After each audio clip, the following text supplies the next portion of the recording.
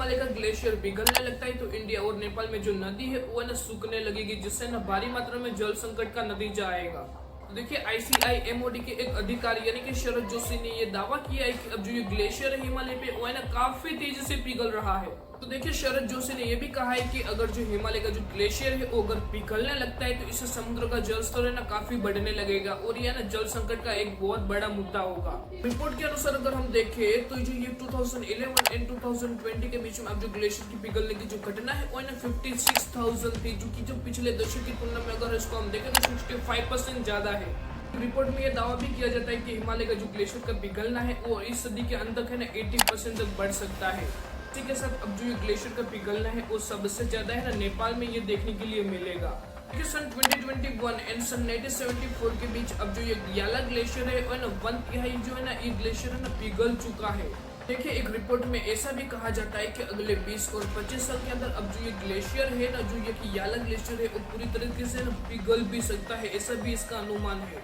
ये बात है अक्टूबर 2023 की, जब हिमालय के साउथ में लोनाक झील में है ना एक बड़ी मात्रा में ना सुनामी आई थी। तो देखिए अब जो एक सुनामी है वो ना 20 मीटर वाले इलाके में फैली थी, जो कि ये बहुत ही खतरनाक थी और 386 किलोमीटर के अंदर आने वाले सभी इलाकों में है ना बहुत ही भारी नुकसान पहुंचाया था। अब जो एक सुनामी आई थी उसमें ना 55 लोग मारे गए थे, जबकि 70 लोग है ना लापता हो गए थे। अब जो ये हिमालय के ग्लेशियर है वो अगर पिघलने लगते हैं या फिर अगर ये पीछे हटते हैं तो इससे पीने की पानी के लिए एक बहुत ही बड़ी समस्या पैदा हो सकती है। देखिए अब जो ये हिमालय का पानी है वो नदी से होकर है ना इंडिया की तरफ भी आता है। इसके चलते अब जो इंडियन फार्मर है जो कि है ना ये नदी के ऊपर डिपेंड रहते हैं, अगर ये पानी ग्लेशियर पिघलने लगा तो इससे है ना बहुत ही बड़ी मुसीबत हो सकती है। तो इसके साथ ही अब जो ये ग्लेशियर है वो अगर पिघलता है तो वहाँ पे जो तापमान है वो भी है ना काफी नीचे आता है, जिसके चलते अब जो ये ठंडे वातावरण में जो प्राणी रहते थे उसको भी है ना काफी समस्या पैदा हो सकती है।